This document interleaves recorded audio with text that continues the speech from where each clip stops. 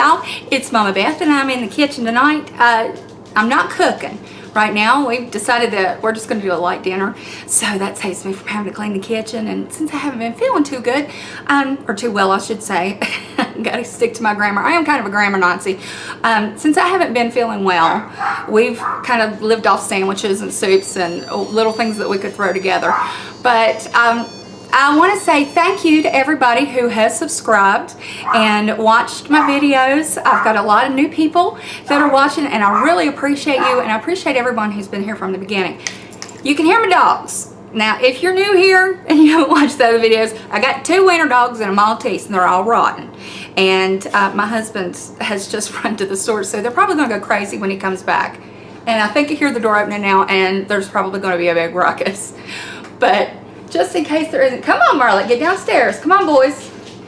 Anyway, to the subject at hand. Each of my videos is not just me talking off the top of my head or sharing an experience. I want everyone to learn or take something away from each video. I know I do with other people, and the only way that we will ever grow emotionally, physically, mentally is by challenging ourselves, by learning and studying and keeping our ears open and listening and learning from our experiences and analyzing them and watching how other people react and behave and learning from them. Like if you see someone doing something you don't approve of or you don't think's right, that just tells you not to do it twice as much. You know, if you see someone say cheat a cashier out of 20 bucks and then you tell on them, or the cashier cashes them and they bring the money back, but you know it's embarrassing, then if a cashier accidentally hands you too much money, you're going to hand it right back because you've learned from the person ahead of you that that's not something you want to happen. So we have to remain teachable, as Peter Mon, he always says, and I say that as well. Remain teachable, remain open to learning, and that's the way we become better people. Now, there's been a term bandied around over the last month or so. One YouTuber, Truthfully Trisha, she was called a narcissist. And there have been other people that have been called that, and I have talked about being, you know, in a family with a narcissist. And I do not mean for this to, you know, hurt anyone's feelings. I don't mean for it to upset anyone. This is a way to help anyone who is going through a situation where they live with a narcissist, someone with narcissistic personality disorder, and it is a personality disorder. If you have a spouse or you know someone with this, how to recognize it, and if you see these things in yourself, what to do, how to change your behavior, because a personality disorder is different than having just depression or anxiety, something that can be medicated. The only cure, or there's no cure really, the only way to treat it and make it better and tolerable is psychoanalysis, psychotherapy, going to counseling. Medications aren't going to help you. If you find that you get depressed and you see these personality traits in yourself and your doctor has diagnosed you with narcissistic personality disorder, and you also have anxiety, you have depression, those can be treated. But if you have narcissistic personality disorder, the only way to treat it is to recognize it and to get counseling for it and learn how to change your behavior so they don't harm those around you, and change the way you live and treat other people. Now let's go into an overview of what it is, and I do have my notes here because I don't want anybody to say, whoops, you said that wrong. It is a mental condition in which people have an inflated sense of their own importance. They literally believe that everything revolves around them. Everybody looks to them, everybody looks up to them, everybody's watching them, and everything they do is as if it was in center stage. They believe that people talk about them all the time, and they are always wanting to make sure that they control the dialogue that people have. But that's impossible. But that's part of narcissistic personality disorder. They're the center of the universe. They have a deep need for excessive attention and admiration. They will go out of their way to be in a clique, a leader of a clique. They will join clubs, but they have to be, you know, the leader, the president. They're always the ones that organize everything. They have to be in charge. They want to be seen as, you know, kind of like, you know, oh my gosh, they do so much, and they're this and they're that. They're not. They never want to be in the middle. They always want to be on top because they do have an inflated sense of self. They literally think they're better than everyone.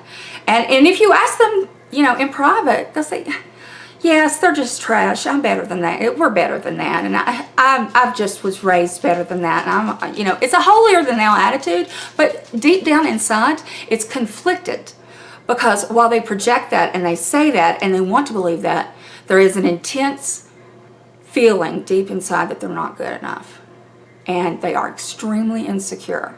And if you challenge them on this and say the only reason you're doing this so and so is because you're afraid or you're insecure, they will get violent.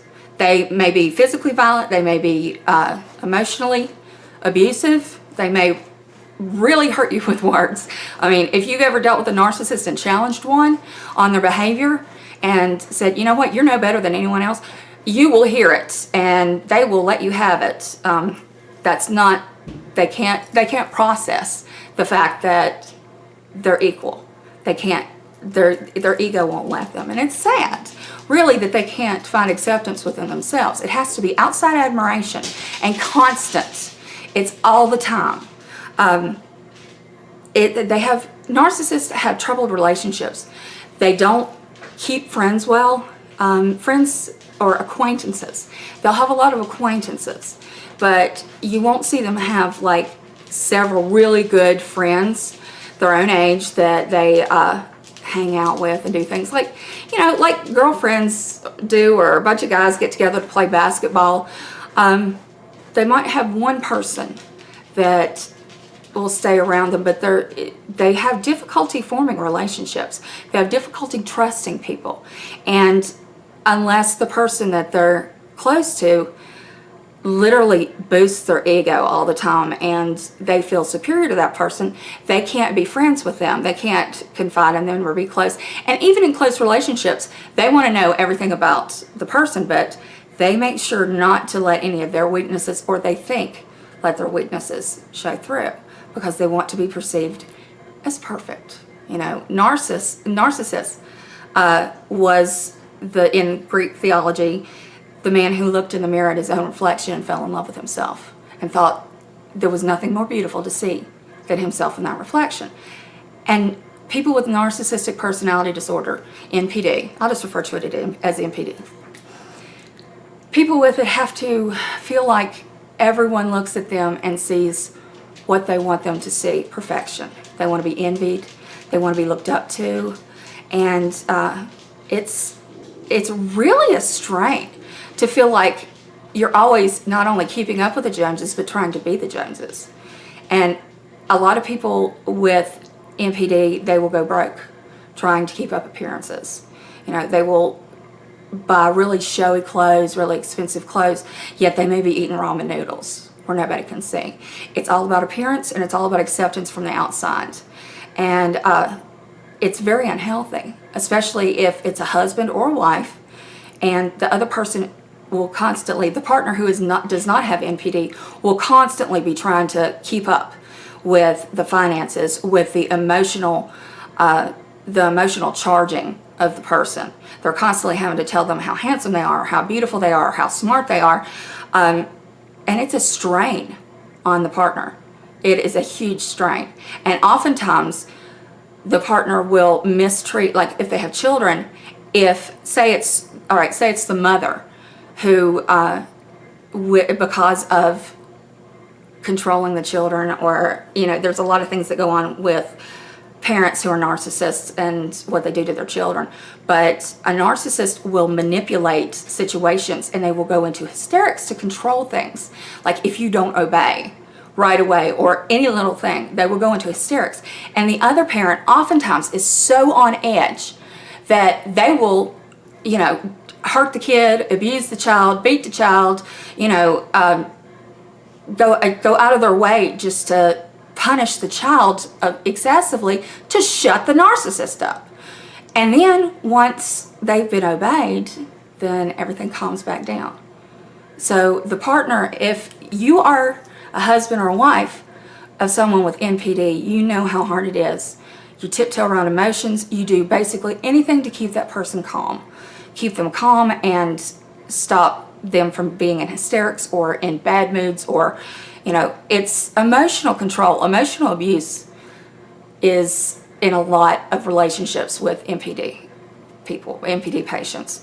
That's how they function, is by emotional manipulation, and it's hard. Okay, there is a lack of empathy that is innate with someone with NPD. They literally don't, they think their children exist only to make them look better. They think their spouse, you will find that their spouse has to be better looking than everybody they hang out with. You know, if they go to a club or a party or a gathering or parade or wherever, their husband or their wife, if it's the husband that has NPD, their spouse has to look better and be smarter, and it's always a push. You can't, like I said, there's no middle ground. You can't just have a wonderful husband that you love but may not look like Brad Pitt, you know, but that's the narcissistic personality coming, and that's why it's a disorder. They have to have perfection to the outside public, and they keep their private life very close. They don't want people knowing how they act. They try to control their behavior when they're in public, but the thing is, no one can control all their emotions all the time. And it can cause outbursts if they lose control of their temper and people aren't obeying them or paying them enough attention, or they're not getting enough accolades. School becomes difficult. Work becomes difficult. They see themselves in competition with everyone around them, and if they aren't on top, or they don't feel like they're on top, they will be cruel. They will undermine people. They will hurt people. They will hurt in ways that are so, there goes my washer, that are so below the belt that you honestly, the person who has it happen to them can't believe it. You know, they will attack your children. They will attack your relationships, your looks, whatever. Anything that is an Achilles heel, they'll go after to get power over you, to have emotional control. Because when somebody does that to you, it scares the crap out of you. You know, if you're in a group of people and one person that you disagree with just all of a sudden down on you, it scares you, and you don't want to confront that person anymore. And they count on that. Narcissists count on people not wanting to confront them when they're wrong. And they don't take criticism well. Whatever they do, they always have to be right. They will never apologize. You will never get a narcissist to apologize for anything they do. And you'll never get them, it's a rare case that someone with NPD will even seek help for it. Usually until the family insists on therapy. They'll say, it's not me, it's everybody else. Nothing wrong with me, I'm not crazy, everybody else is. You're crazy. You're the one that's got something wrong with you. There's nothing wrong with me, I'm fine. Yet, it's obvious to everyone that there's a lot going on and that there's something wrong. And it won't be noticeable oftentimes by teachers, like the kids' teachers. It will be noticed by grandparents, but grandparents are helpless a lot of times. And in divorce court, the narcissist can put on a good face and make it look like the other person is the one that's, you know, out of their mind or has, you know, been abusive or whatever. Remember, someone with NPD always has to win. They always have to feel like they're winning. It's like they're in a constant race to get ahead of everyone else and be better than everyone else and be number one in everything. And if they're not, then there's hell to pay. Now, treatment for narcissistic personality disorder. I want to talk about the different kinds of narcissists because, you know, like any other personality disorder, there are different sectors. There's the craving narcissist. These are people, and you can be more than one of these as well. They can be combined. The craving narcissists are people who feel emotionally needy and undernourished and may appear clingy or demanding to those around them. They may constantly glom on to whoever they find is popular, and then their narcissism kicks in, and that person, they think that they're under them, even though,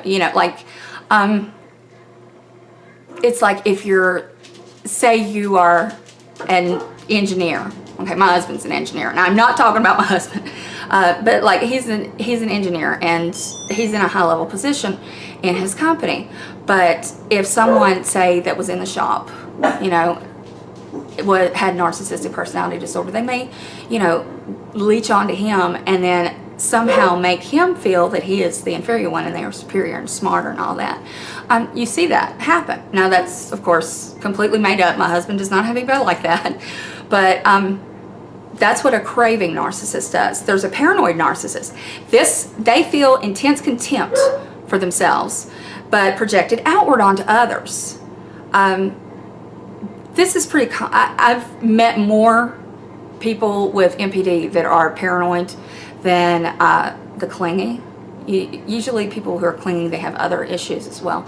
But the paranoid narcissist, what they do is they drive other people away by being really critical and jealous, and they make comments and have behaviors, and they'll pick on certain people. They want to be the popular person, but then they'll find other people to pick on. Like they may have a clique of, say, narcissists, and they favor them, but there'll be one or two narcissists that aren't good enough to hang out with them, or they constantly ride. And that's part of a paranoid narcissist. They like to dish out hate and abuse because they themselves feel like they're not good enough, and unless they put somebody down, they don't feel like they're a great person.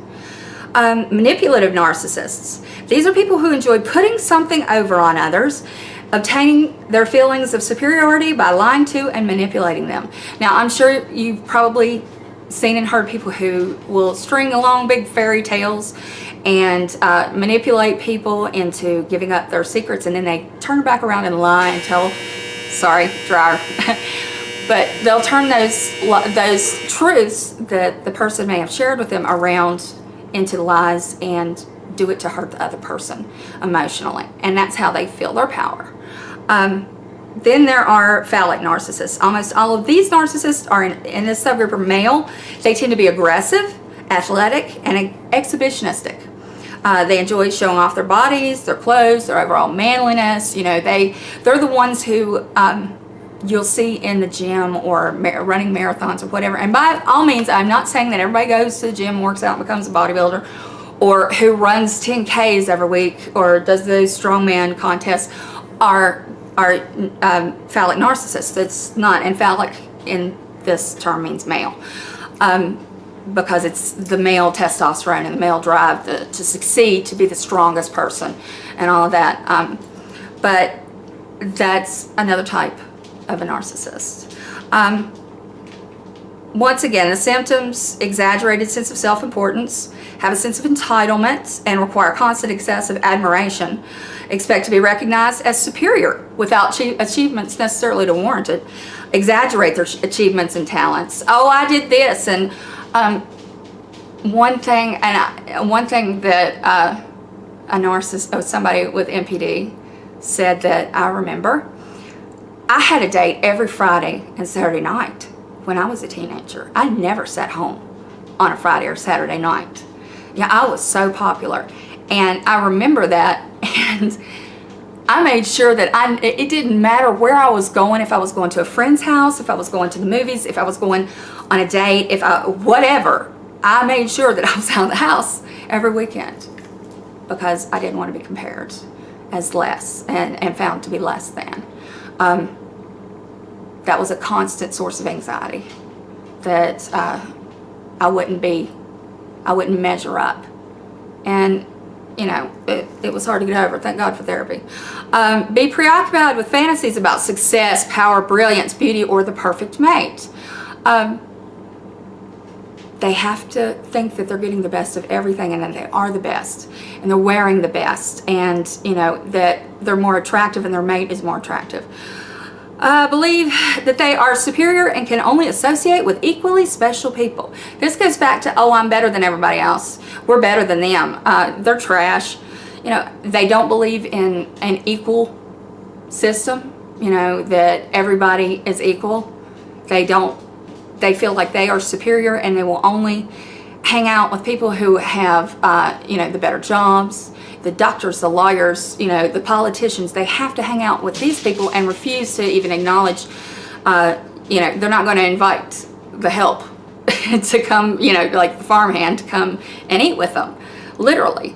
They're not going to, if they perceive someone as less than, they're not going to associate with them, and they're always going to tell people how much better they are, or talk within their friends and, you know, whoever. They usually don't have really close friends, but you'll hear it in their families. And the children of narcissists often are told, you can't hang around them, they're trash, or they're not as good as we are, and you know, it messes with the kids a lot. They monopolize conversations and belittle or look down on people they perceive as inferior. They expect special favors and unquestioning compliance with their expectations.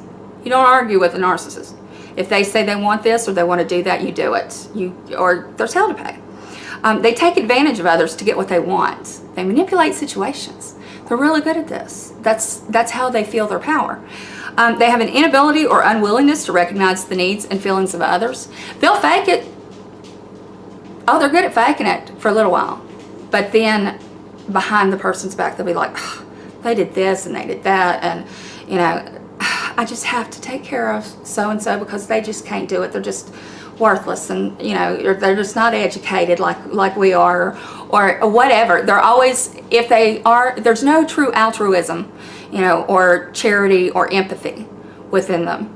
The only time they do things for others is when it's noticed and they're going to receive praise for it.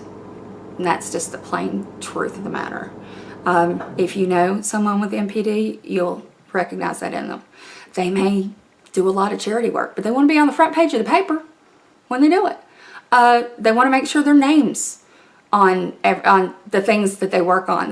They just want the power and the recognition and the fame and everybody to look up to them. That's, you know, that's their need.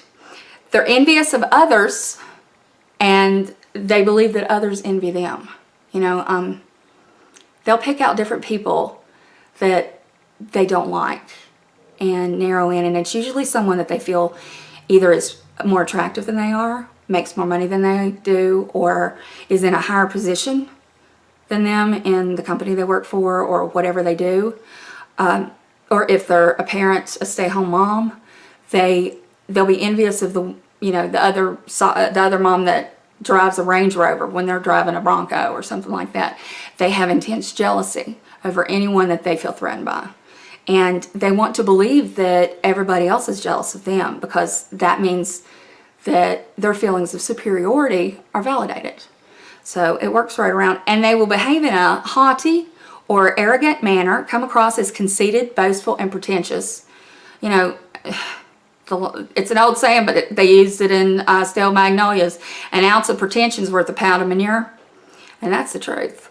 But if you know a narcissist, they are pretentious and they put on airs and, you know, oh, everything in my life is lovely and gorgeous. Nobody's life's perfect, but boy, they'll tell you theirs is. And they come across really as conceited, and people who don't fall under their spell or aren't fooled, people who are healthy and, you know, no, I don't ever want to use normal, because normal's a setting on a washing machine, honey. Nobody is normal. We all have our flaws. But somebody who is emotionally stable will recognize that that person is conceited and that they don't really want to be around them. And that's another reason that narcissists have problems with relationships, you know, is their own behavior and their own sense of self and what they are and their achievements and what their needs are emotionally. And they will insist on having the best of everything. So And then at the same time, someone with MPD cannot handle criticism and will often, now this, if you challenge someone who has MPD, you're going to see them do these things. And just keep your eyes and ears open, and they show the real colors whenever they're challenged. They'll become impatient or angry when they don't receive special treatment, if they don't win an award that they're up for, or win the contest, or the office in the, if they don't become president of the club or whatever, or at least an officer in this or whatever. They get very impatient and angry, and they'll be jealous of those who do win. Instead of clapping for someone else's achievement, they'll sit there and grind their teeth. They have significant interpersonal problems and easily feel slighted. They react with rage or contempt and try to belittle the other person to make themselves appear superior. Have difficulty regulating emotions and behavior. Oh, somebody with MPD, they're so good at emotional manipulation. They could go from, crying and having an outright fit, oh, I'm a victim, to smiling the next second. They got what they wanted. Okay, I'm fine now.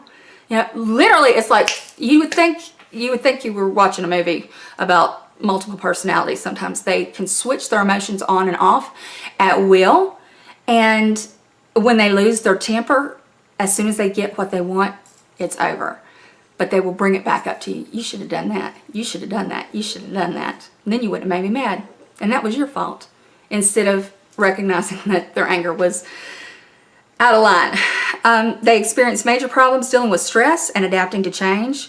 They don't like change because that takes them out of control. And they need their locus of control to be within themselves. They have to make everything happen for them. They will often feel depressed and moody because they fall short of perfection. Now that takes some awareness of self-awareness with people with MPD. That's difficult. They rarely admit to being a failure or not getting what they want or not being in control. So the depression is usually quiet and hidden.